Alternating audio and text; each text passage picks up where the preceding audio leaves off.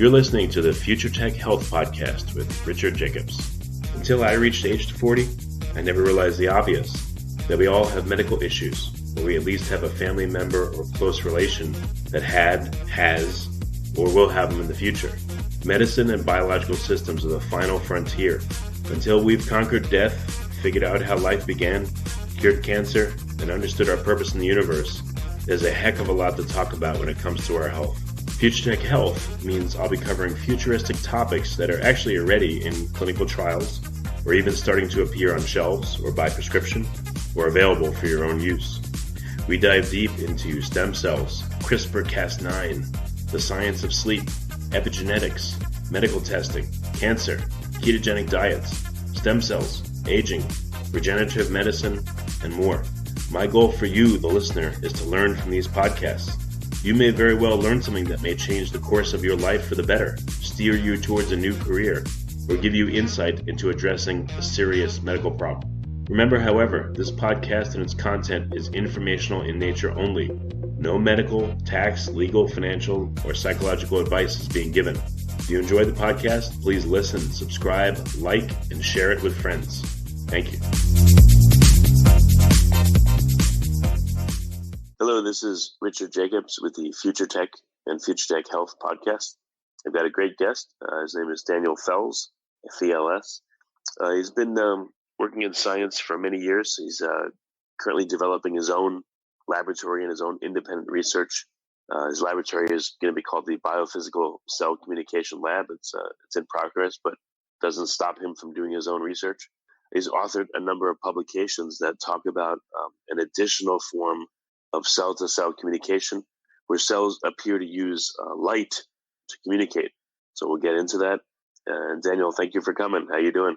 I'm fine, thank you. It's a pleasure talking with you about my topic. Hello, Richard. Yeah. So tell me, how did you first imagine or observe or think that cells could communicate using light? You need to know that actually I was reading books and I came across such stories very early where I still didn't know what it actually means. But it all began in 1999 when a friend told me that DNA is emitting laser light. That sounded to me very crazy, but I took it serious and I began to look for the people that do this kind of research. And while doing this, I came across of papers, publications published in the 20th, 30th, 40th of the last century that cells are able to communicate electromagnetically with each other. This is actually how it started. And this was awakening my interest in such a profound way that I wanted to do my own experiments.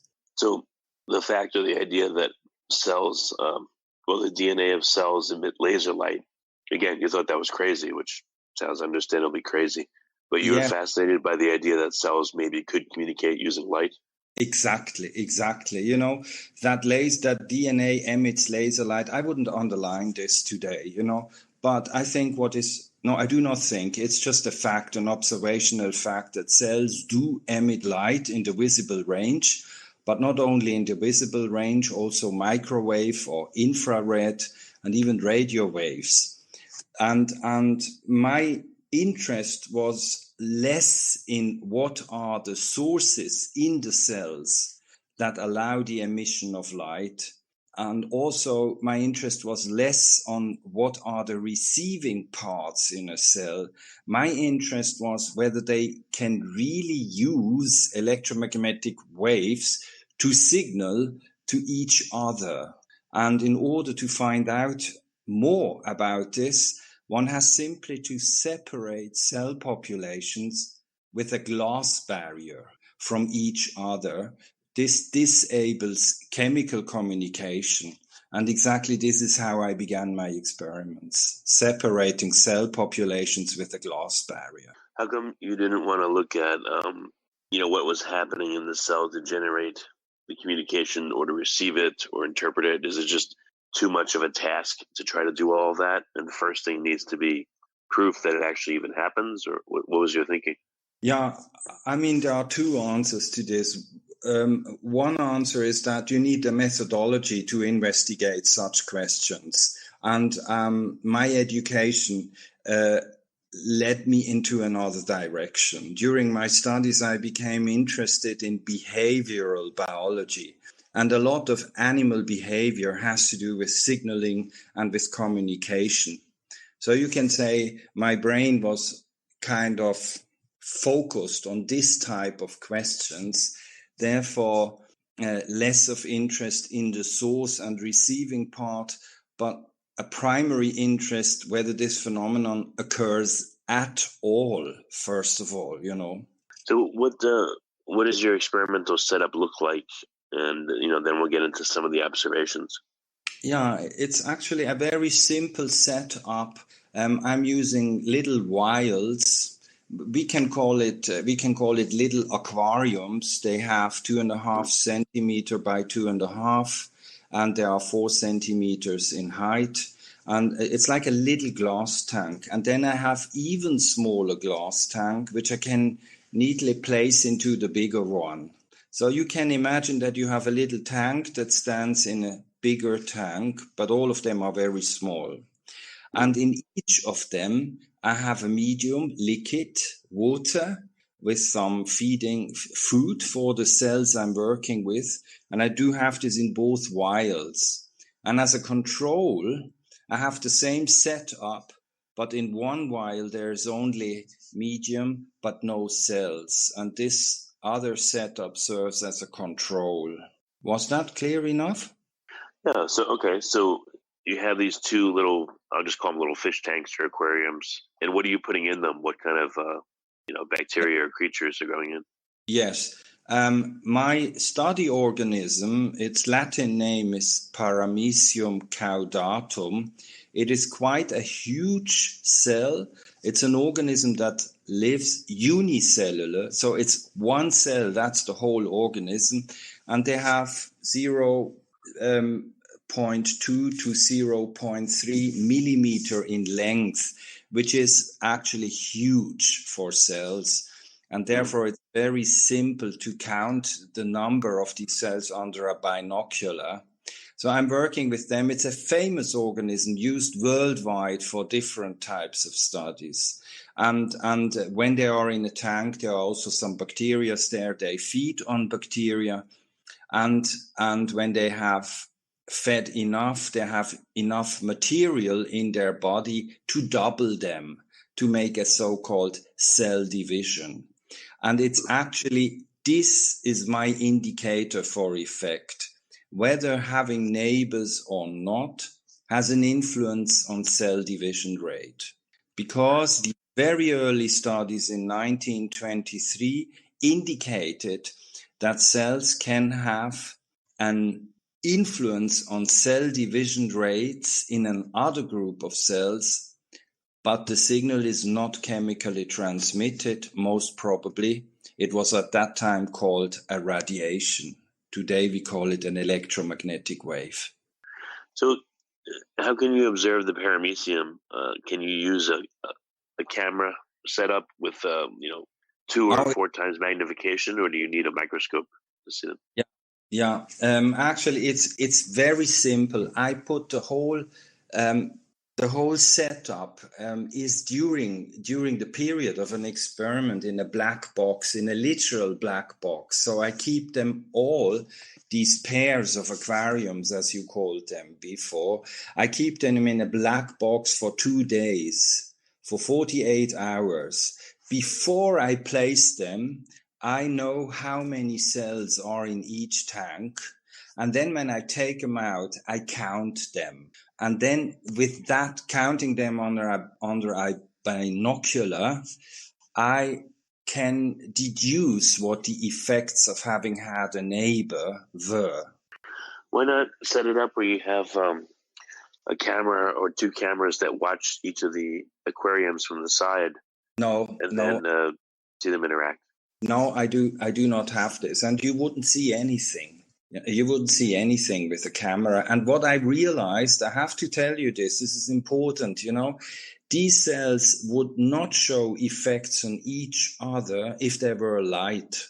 I cannot really explain why this is so, but under light conditions, I do not find these effects. So the phenomenon seems to be a kind of a very weak phenomenon, but occurs under the conditions of my experiment. And we have to be aware that we are doing here basic research. There's not so much we know about electromagnetic cell communication. So you can't directly observe the electromagnetic being passed between the cells. So what happens? You count the cells, you put them in pitch darkness for 48 hours. Yes. You pull them out and then you count them again? Yeah, I count them again. I can give you an example. You know, I have in the outer tank, let's say I have 100 cells, and in the inner tank I have 5 cells. Then the two are together for 2 days in darkness, and at the end of that period I take them all out and count how many they are.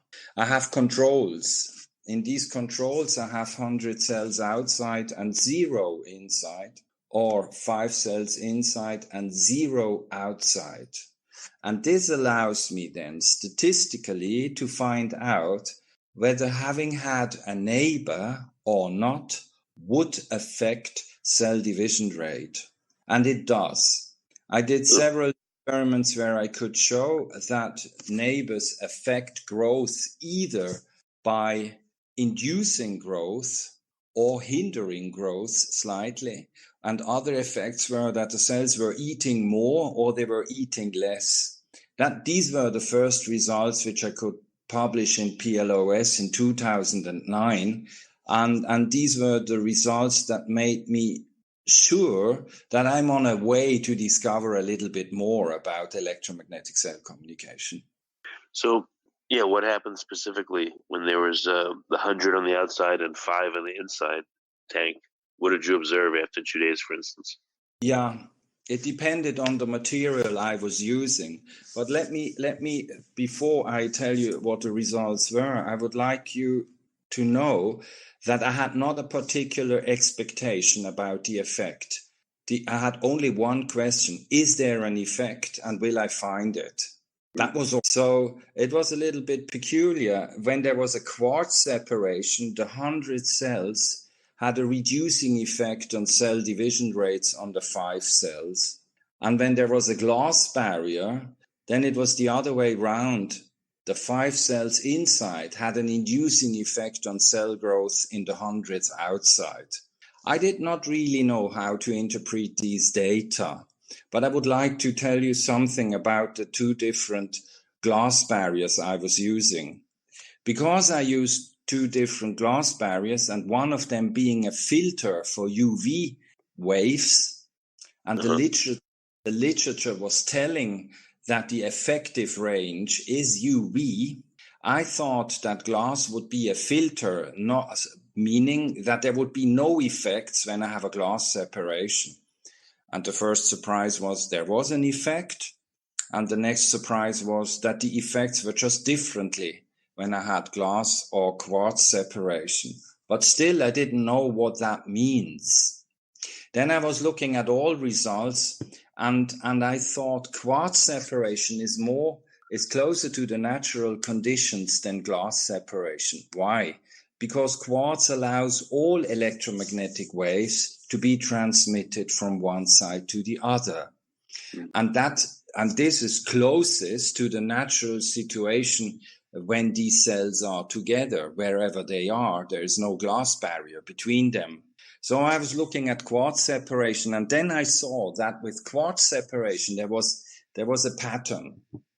There was always the same pattern. The bigger population had a reducing effect in cell division rates on the smaller population.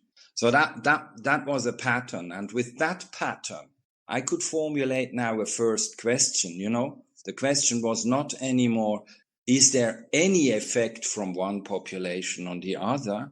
But the question was now, has it to do with the regulation of the density of these cells? Then I made an experiment where I tested exactly for that. And that these results I could also publish in scientific reports. And I'm quite happy because it's a nice place to publish in scientific reports. And it's a nice result because there was an indication that the more cells there are, the bigger is the reducing effect on cell division in a neighbor tester population. And why is this interesting? Yes? So for a given volume, you tested more and more cells, thereby making it more dense in between each cell. And the more dense it was for the outer population, you're thinking that signaled the inside population, which was at constant density for each experiment, to grow slower because the outside population was telling the inside, it's too cramped in here, don't grow. I agree. Yes, what you said is perfectly right, but you are already slightly interpreting it, and I would like to step a little bit back and say this: the dense population, and this is what I assume, is electromagnetically regulating its own density. Whether they know that there are a few cells in the inner tank or not, I have no idea. But if the bigger population, the outside population, communicates electromagnetically whatever about density, the signals, of course, go into the tank with the smaller population, and they receive the signal, make less of cell divisions. This is how I interpret it. I'm not saying the bigger population is telling the smaller one grow less. The bigger is telling within itself, we are many, we have to stop growing, and this is electromagnetically organized. That's my interpretation of the results. I see what you mean. Okay. And how much slower have you seen the inner population grow, or how much faster, for instance? The exact numbers are now not in my head, but it might be that, under high density condition, they were still growing, but on the low density condition in the neighborhood, there were many, maybe twice as many as in the other case. So it's not a tremendous effect, but it is an effect. And it was the first paper actually that gave an indication for an electromagnetic population density regulation. Terrible title, but that's what it is.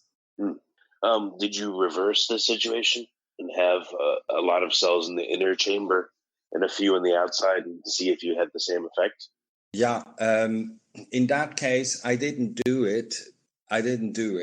One can do that, but I just stick to that design, It's a good idea. One can do that. And as I'm working alone, it's quite an extensive work to make such experiments, many repetitions. And so I'm less interested whether in an inverse situation the effect occurs again. I'm quite sure it would.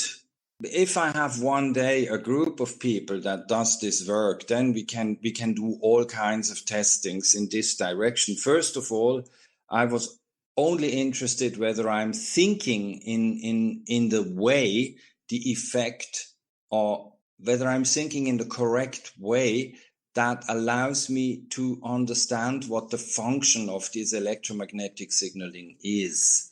And with that experiment, I was happy enough that I didn't felt a need to do it in a different way. Because I could see, instead of having the two tanks concentrically around each other, what if they were just next to each other? They just share a wall. And you have A and B next to each other. Would that change the dynamic of it? And in A, there's 100 cells, and in B, there's 5 cells. Yeah. I still have to do this. The beauty about this is that the surrounding of the inner tank by the outer tank is 100% surrounding. So they are really in the midst of whatever communication is done by the outer population. When I have them side by side, you can say that there is a 75% of loss of light that goes into the other directions than the two walls that are attached to each other. But in the future, I will do that because 100 cells can have different effects on neighboring cells depending on the number of the neighboring cells. I obtained results where 100 cells would push cell division if there were only one cell placed in the inner tank. That one cell grew much better than a single cell without neighbors. While when there are already a few cells in the inner tank and there are 100 cells surrounding them, then the effect is opposed to that one. They reduce cell division rates. And my question is, in a future experiment where I have 3 tanks side by side by side, I would have in the middle 100 cells, to the left 1 cell, and to the right 5. And here my interest is whether these 100 cells on the one hand reduce cell growth in the 5 cells, and on the other hand push cell division rates there where there is only 1 cell, or whether the 100 cells only go in a kind of interaction with one of the 2 neighbors. Each result would be interesting to learn more, but that's a future experiment. I haven't done that yet. Well, what about from the less dense cells telling the more dense cells, go ahead and grow? Is there, I don't know, is there an authority that's created by the number of cells as well? Like, what if you had 50 in the inner and 100 on the outer?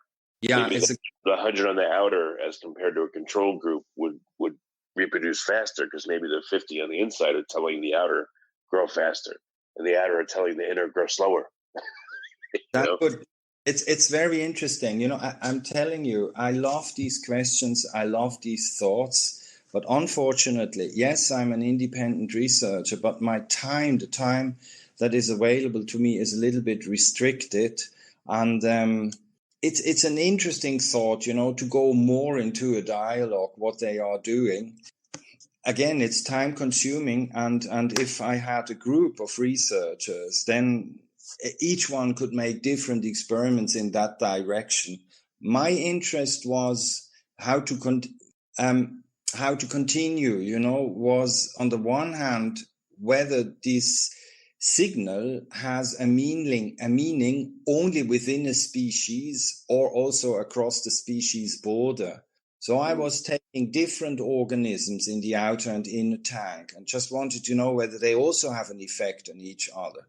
So I took Rotatoria, which is a worm-like, very small organism, consists in about 1,000 cells and is only slightly bigger than a paramecium. And the results were just indicating that they can affect each other. The worms can affect the unicellular paramecium and vice versa. I was only interested whether there is an effect across the species border, because that's what some people claimed in the 30s and 40s, that there were such effects. And I didn't go on with that. I would like to stay within paramecia. And I had a result that was very astonishing. And this is where I will continue the experiments, that when there is mortality in a high dense population, so when they are dying during the 2 days, not totally, not down to 0, but let's say I place in the little tank 300 cells, and 2 days later I count 220. So about 80 were dying. That's what I mean by mortality. So when there was mortality, then there was not a reducing effect on the small inner population, but the opposite. And it was even correlated in a fascinating way. The more that had died in the big population during these 2 days, the more the 5 cells inside grew. And this is interesting. It is as if they perceive death on the other side. And I call that for myself death compensation, just to have a term. This is the kind of experiment I will pick up in the future to find out whether this is really so. Because I had not tested for it. It was a side observation of an experiment, and now I will test for that. What about if you put 2 populations there and they're equal, but you give one food and you give one no food for a day. I mean, you can do that. I could do that. It's interesting to think along these lines. It's not so easy because when they have no food, they will die. And then you cannot say that those with cells have a detrimental effect. Those 100 cells that got food had a detrimental effect on those that didn't get food, because not getting food is already a problem. How long does it take for the paramecium to die if they don't have food, for instance? Oh, it's no problem in a week and less. Well, if you did it for like 2 days, food, no food, equal population numbers. I'm wondering if the ones that had no food would tell the other ones that had food don't grow, even though they had food. Okay, I get the point. It's interesting. It's really interesting. Yeah, I like the idea. Could be. I cannot predict. See, I do not understand enough of the system to make big predictions. I'm just testing for the effect and publishing it so that scientists can take the phenomenon serious. This is not storytelling. There's really something going on. And cells are not just a package, a well-organized package of molecules, of chemicals. There is more going on in cells. There are electric beings as well. They have electrostatic and electromagnetic fields. And my motivation is just to make a few good experiments that nicely demonstrate that there is something non-chemical going on between cells, and that this is most probably an electromagnetic system of communication. What about, you said when they're exposed to light, this doesn't happen? Like, what happens if you just have this setup sitting there in the lab on the counter, for 2 days? Do you observe anything? No, I wouldn't observe. The effect of light is almost dramatically, it can quickly disturb the results. I was astounded by that, I had an experiment where I was looking at feeding rates, and in order to see how much they feed, you need to prepare the cells, which takes time. So you have to kind of kill them, fixate them, and then count them with a microscope. So each pair of cells that I took out of the black box, I needed about 20 minutes to get that all done, to get the numbers of how much they were eating. And always when I took a pair of aquariums, as you called them, when I took a pair out of the black box, there came a little bit of light into the black box. Not much, and only shortly. But the amazing thing was that the first pairs I've taken out all showed an effect. The last pairs, however, didn't show any more an effect. So the impact of external light is, I could say, dramatic with regard to my experiment. Yeah, it was almost immediate. And this brings us to a critical point, because these cells under natural conditions, I would say, never experience such a total darkness as in the conditions of the experiment. However, in a pitch dark night, deep on the ground of a pond, it might be as dark as under my experimental conditions. It might be. So this makes the whole experiment, on one hand, even more interesting, because if we allow us to think that these cells never experience the conditions they experience under my experimental situation, then why should there be such an organized result? It's not a stochastic result. It has a structure. And therefore, I think that, if these things are hanging out in a pond at night, it sounds like a backup form of communication. At night, it would be dark, and maybe at night there's no predators, for instance, and then they can communicate this way. And worry about dividing. But in the daytime, they have to worry about not being eaten or eating themselves, and maybe that takes precedence. Makes sense. Makes perfect sense. It might be a night communication, but even in a night, there are photons around from moonlight and stars, and I got a feeling from experiments I made that a little bit of light already can do it. But I agree with what you say. It makes sense, and it's quite possible that it's a night strategy. If we allow us to think that already a little bit of external light doesn't allow this communication, then we are looking at a system that cannot have evolved under conditions of what we call natural selection. And that makes it also interesting to me. I believe that the cell internally within a cell, that the organization of keeping the order upright within a cell is not just driven by chemicals that meet each other, and ATP, the so-called battery of the cells, is delivering enough energy to do it. I believe that the electromagnetic fields play an organizing role in the whole life processes. And when it's dark enough, then the different neighboring cells kind of connect with their internal organizing principle among each other. I guess, to me, it's an adaptation. It's another way to communicate. Again, it may be backup. It just may be in certain conditions. Mm-hmm. But you could also wonder, well, if a lot of the time they're exposed to, ambient light, why not communicate with light, but just a type of light that they don't normally get in ambient conditions, a different wavelength, so that they can communicate all the time, no matter the outside condition, the outside light condition. Yes. Why not do that? But, it's really possible. What I understand about cells is that's also maybe something we should note here, is that cells cannot avoid to be electric.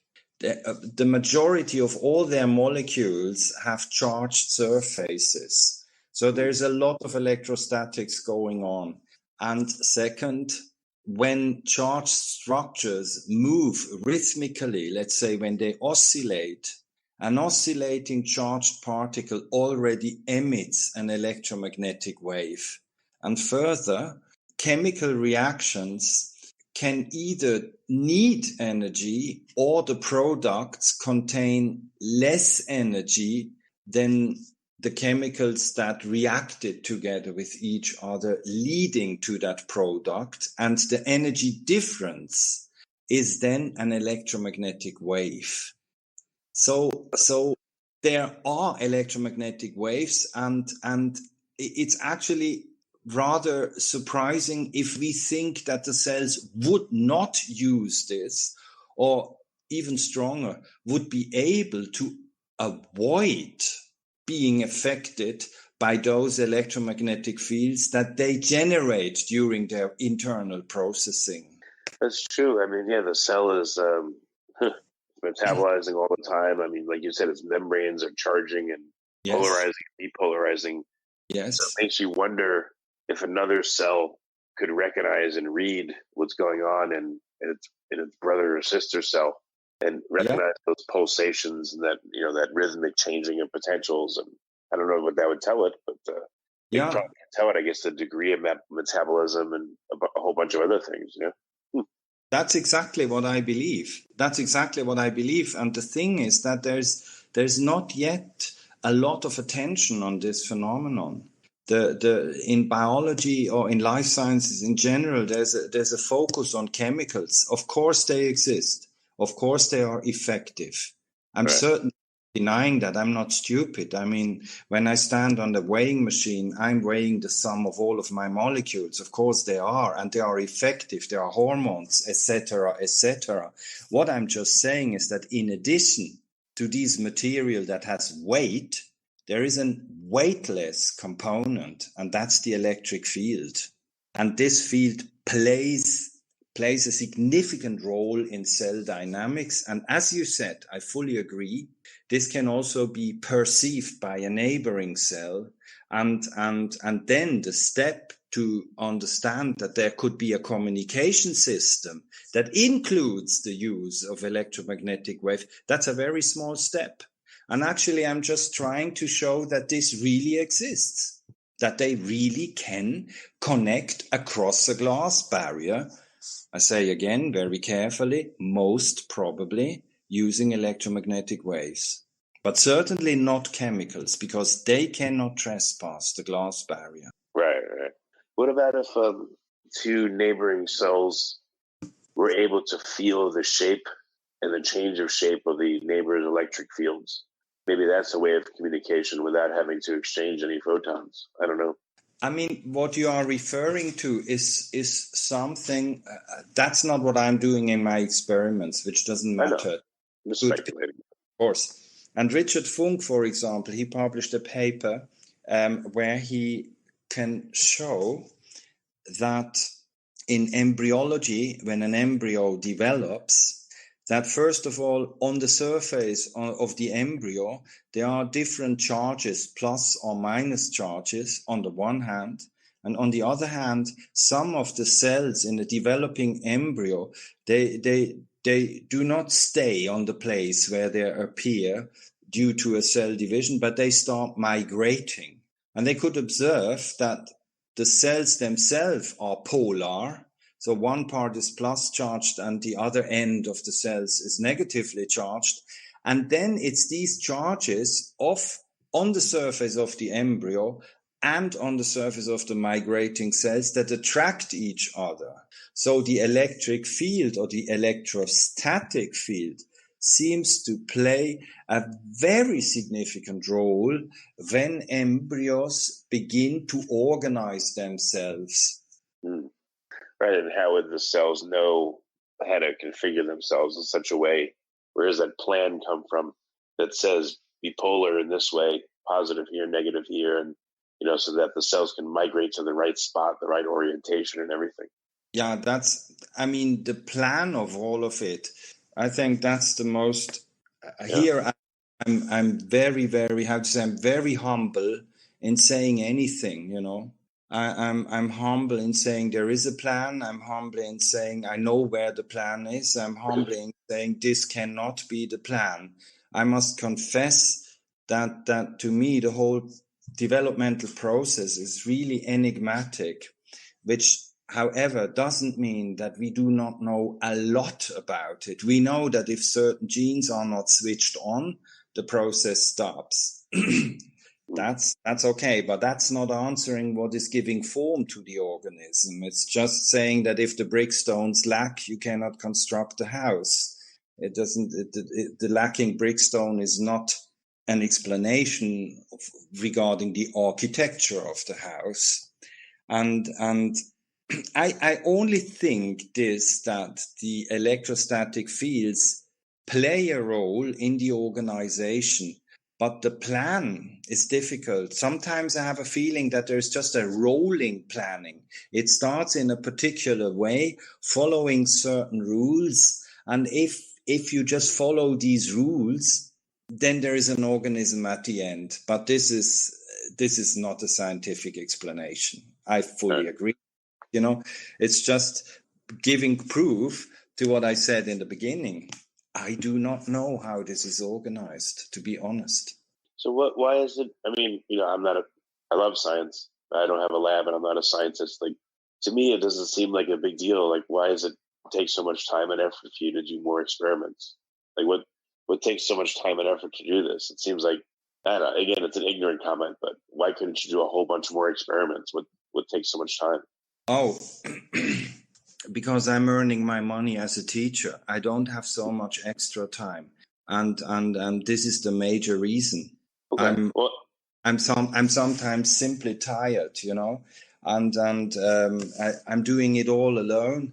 And over the last years, what I could do is just, and about this, I'm very happy. I could publish some results that of course haven't been published. So year by year, in 15, a book appeared I edited together with two friends. In 16, I could publish a paper that showed effects across the species border. In 17, I could publish a paper on the population density effects. And in 18, I could publish an essay, which is called The Double Aspect of Life. And what I just see is that people are interested in it. And I hope that others start doing these experiments. I'm not paid, so to answer your question, why I'm not making more experiments, they are time consuming because I have to make many repetitions. I need all my attention when I do them. And I just sometimes do not find the spare time anymore because there's too much other work I have to do. Yeah. And then I find the extra bit of energy I need. I went through a difficult period over the last years. This is also one reason why I didn't make so many experiments. I hope, again, here I repeat myself, that other people start doing these very, very simple experiments. And this could be the case. Allow me to add a little thing. There is an Asian publishing house that was asking me whether they could take my last article, The Double Aspect of Life, as a book chapter. And they can do that. There's the right. Now, the title of that book is The 5 Top Contributions in Biology 2019. So this group of people, I don't know them personally, okay?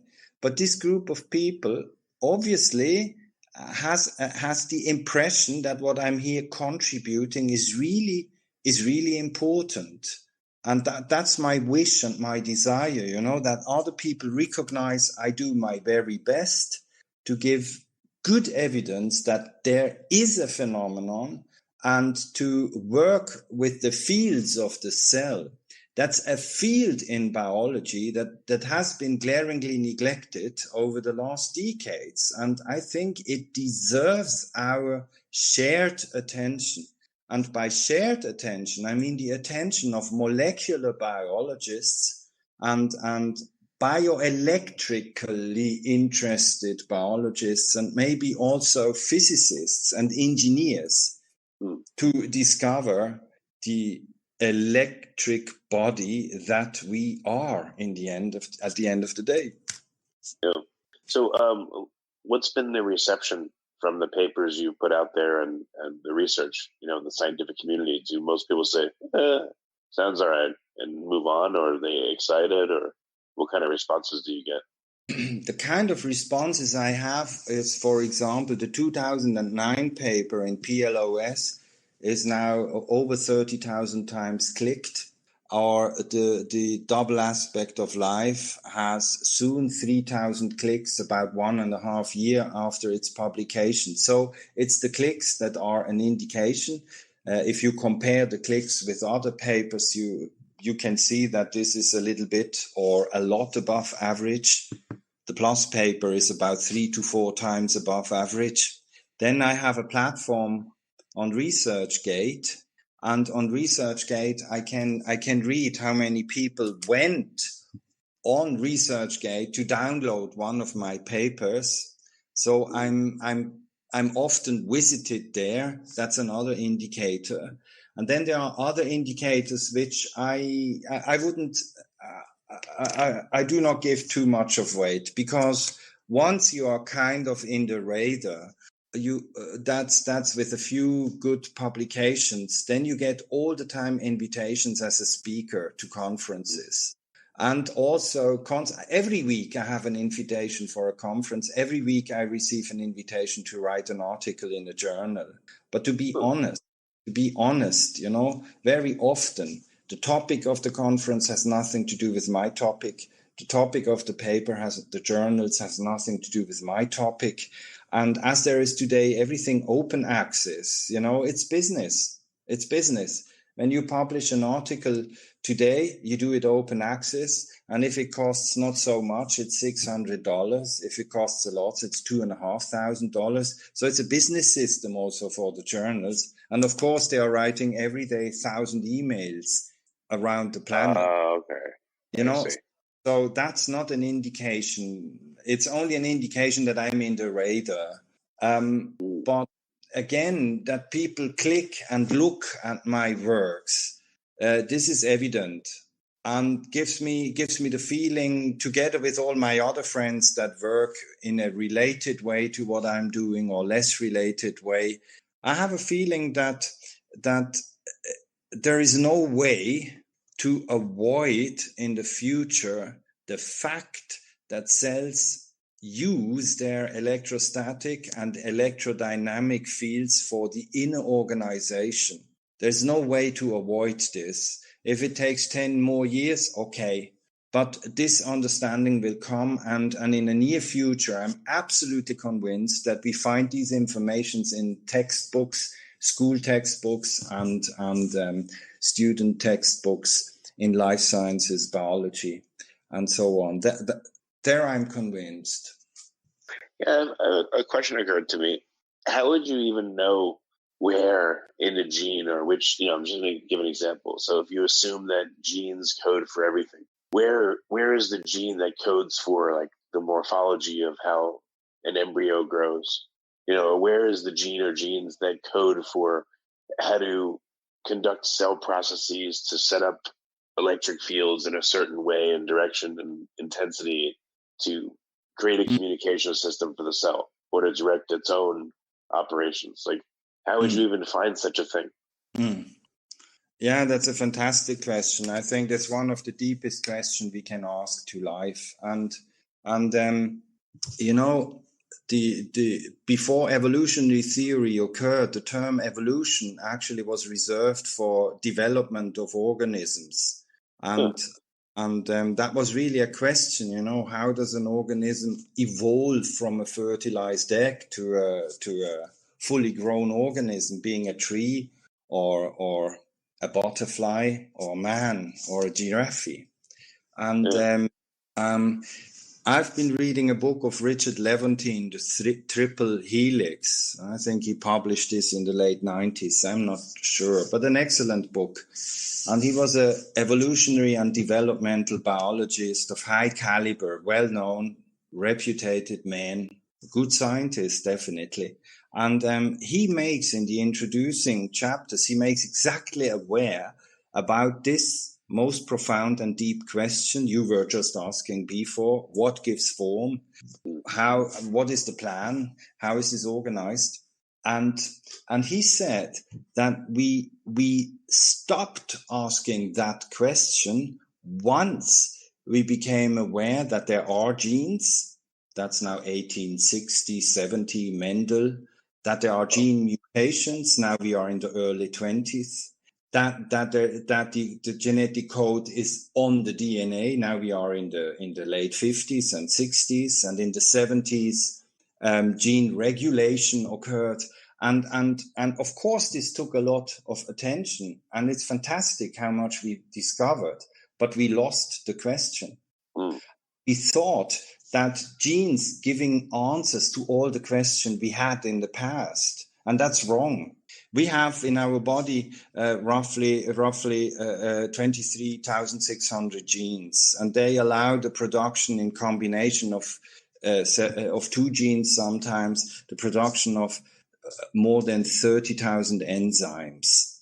And of these 30,000 enzymes, about 10,000 are active in every cell 24 hours, the whole day. And how this is organized, I think it's almost pretentious to claim that one would understand how this is possible. It's pretentious, but I'm not being pretentious. I just cannot imagine that all the molecules that are on their way to be part of the cell organizations, that they randomly bang correctly into each other to deliver the required products. I believe that there is an organizing principle within this that helps bringing the right material together, and these are the fields. Right. So I'm just going a little bit into the direction of answering your question, but only humbly and a little bit, that I believe looking at molecules only, this will never deliver a satisfying answer. But adding what is really there, electrostatic and electrodynamic fields, adding this to molecules, we can feel it a little bit better. I would like to make a simple analogy. Galileo was looking at the planets and realized that they move around the sun. So there's a movement, and the term solar system arised. Works only because there's, apart from the material, the planets, the matter, and the sun, the billions of tons of matter, it only works because there's also gravitational force. And together, the field, the gravitational field, together with the matter of the planets, together, they play a game which we call the solar system or the solar system dynamics. Similarly, but millionfold more complex, is what is going on within a cell. There are molecules, they are charged, this produces fields, and the fields feed back on the molecules, and together this creates a game, cell dynamics. And if you are looking for the plan or the organizing principle, we first of all, that's what I believe, have to look at this, allow me to call it a pair, matter and field. We first have to see how that pair plays and dances with each other. And I think then we might be a step closer to this biggest enigma of life. No, that's great. As you step through the chronology and how we came to look at genes and then assume that their regulation and action governs everything. What do you notice? I mean, it sounds like you've read papers from scientists from the 30s and 40s and maybe even further back.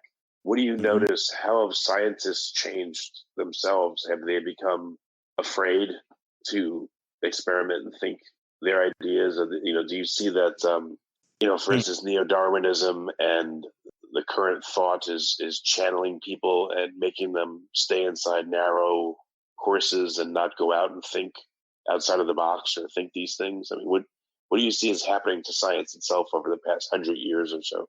Yeah, that's a very, very interesting question, and I try to be humble in my answer, because it's pretentious to claim I know what happened over the last 100 years. But I was listening to a TED talk by a philosopher of science, and he said the reason, it's very dramatic. He says that our societies are in a decline. And he says one of the reasons is that the crazy figures that may occur or appear in universities, these crazy figures are not held but thrown out. So the out-of-the-box thinking people, they are not held like a jewel, but they are kicked out. So it is as if there is a kind, let me put it like that, certain thoughts and dogmas and theories, they almost become religious. Like, this is what we look at, this is what it is. Either you do it or you do not. End. And so, for example, when I was studying biology, and I highly appreciate my teachers, and I'm greatly thankful to them, and I really mean what I say. I really mean that. But there were never real discussions about, could it all be different than how we explain it to each other? And if so, how would we need to look at life to find out whether it's different? This type of question never occurred. And then it's also, how to say, very quickly, you are called a vitalist, someone who believes in a kind of a life force. And the moment you are called a vitalist, you are already kind of, how do you say that, cast away? You are already out of ostracized. Yeah. It's and what I'm talking about with these fields, this is not vitalism in a sense of there is a life force, because I wouldn't know what that life force is. I can believe it for myself if I want to, but I wouldn't know what it is within the cell. But when I say there are charges and energies that we can measure that really exist. And we don't call them life forces. We simply call them electrostatic fields and electrodynamic fields. They can be measured. They are thousandfold demonstrated. And why people are not looking at this, I do not know. There are some simple sentences like never give up a running horse. So if you get a chance as a professor with a particular theory which you kind of mastered, the theory and the experiments that go along with it, why should you change? Because the moment you change, you become a student again. So you have to maintain. That's a good thing.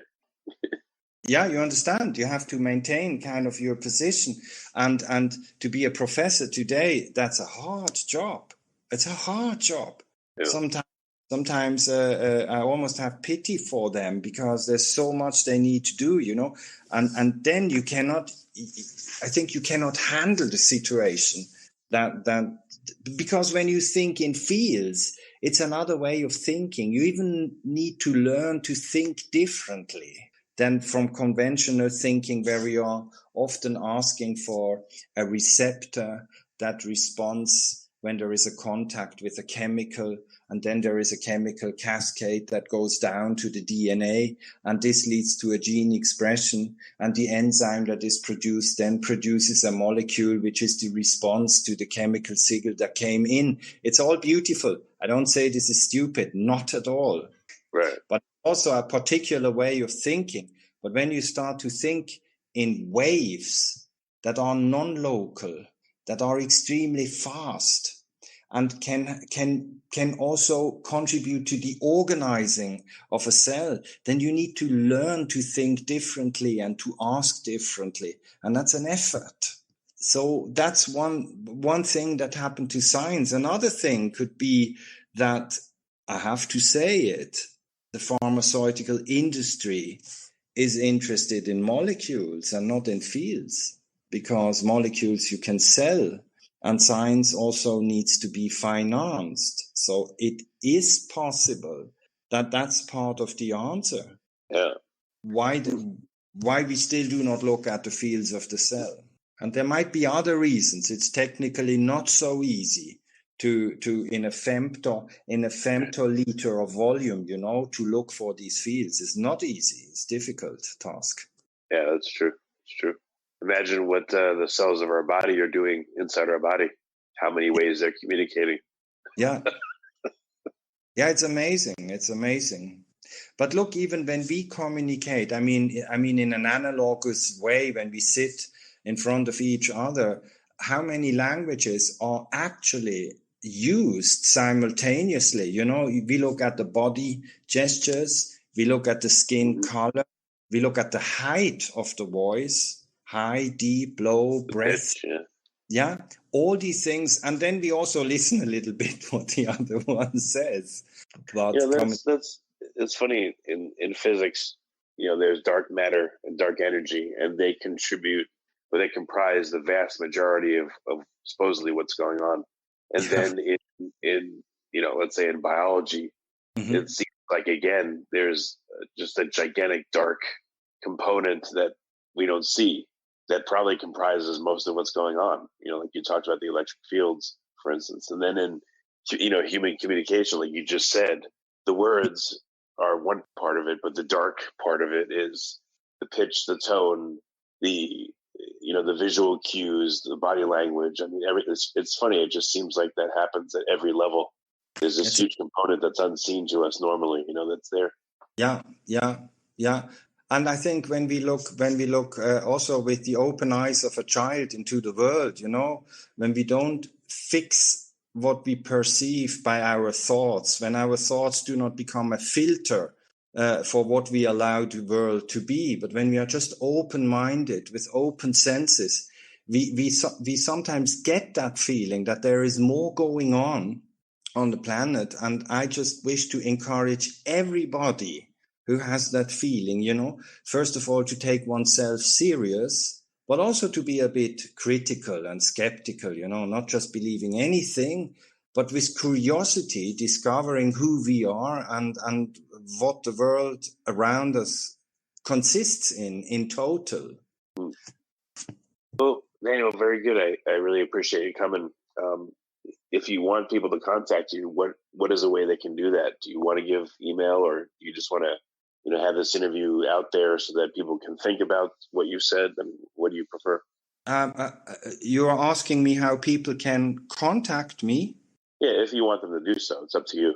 I mean, it's not easy. It's not difficult to find me. You Google my name and cells, and you come to ResearchGate, and there is a possibility to get in contact with me, or you just give them my email address. They can contact me. It's no problem. Okay. All right. Mm-hmm. Well, very good. I appreciate you coming on the podcast. Wonderful. So thank you very much for the questions, your interest, and giving me an opportunity to explain a little bit how I see the world and what I would love to see in the future going on in biology. Very good.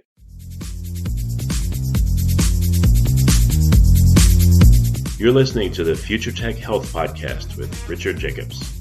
Until I reached age 40, I never realized the obvious, that we all have medical issues, or we at least have a family member or close relation that has, or will have them in the future.